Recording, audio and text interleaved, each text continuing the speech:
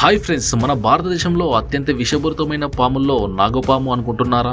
కానీ కానే కాదు. దానికన్నా 100 రెట్లు విషపూరితమైన పాము ఇది.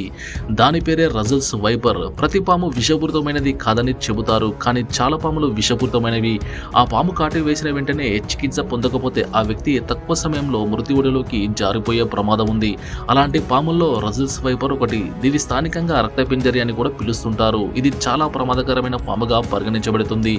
ఈ పాము ఆసియాలో అత్యంత ప్రమాదకరమైన పాములలో ఒకటిగా పరిగణించబడింది. ఇది చాలా విషపూరితమైనది. ఒక వ్యక్తి రక్తపింజరి కరిచినట్లయితే ఆ వ్యక్తి రక్తంలో క్షణాల్లో గడ్డ కట్టడం ప్రారంభమవుతుంది. చాలా అవయవాలు పనిచేయడం కోల్పోతాయి. ఈ పాము డ్రాగన్ లాగా కనిపిస్తుంది. దీని చర్మం గుండ్రంగా ఉంటుంది. రంగు నమూనా దాని శరీరం యొక్క పొడవు అమలు ఆ ముదురు గోధుమ రంగు మచ్చలు 3 సిరీస్తో లోతైన పసుపు గోధుమ గ్రౌండ్ రంగు ఉంటుంది. ఈ మచ్చలు ప్రతిదాని చుట్టూ ఒక నల్లని రింగ్లా ఉంటుంది. కొరలు సగటు స్పెసిమెన్లో 16 మిల్లీమీటర్ల పొడవు సాగడానికి శరీర స్థూపకారకు సమీప ఇది అడ్డుకోతగా ఉంటుంది.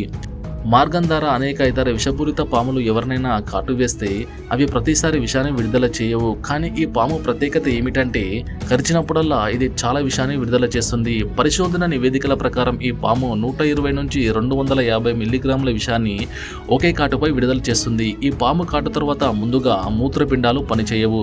రక్తం గడ్డ కట్టడం ప్రారంభమవుతుంది. ఇది కాకుండా శరీరంలో చాలా వాపులు వస్తుంటాయి.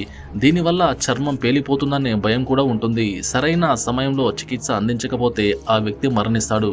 ఫ్రెండ్స్, మీకు ఇన్ఫర్మేషన్ యూస్ఫుల్ అయితే తప్పకుండా లైక్ చేయండి, ఛానల్ని సబ్స్క్రైబ్ చేసుకోండి.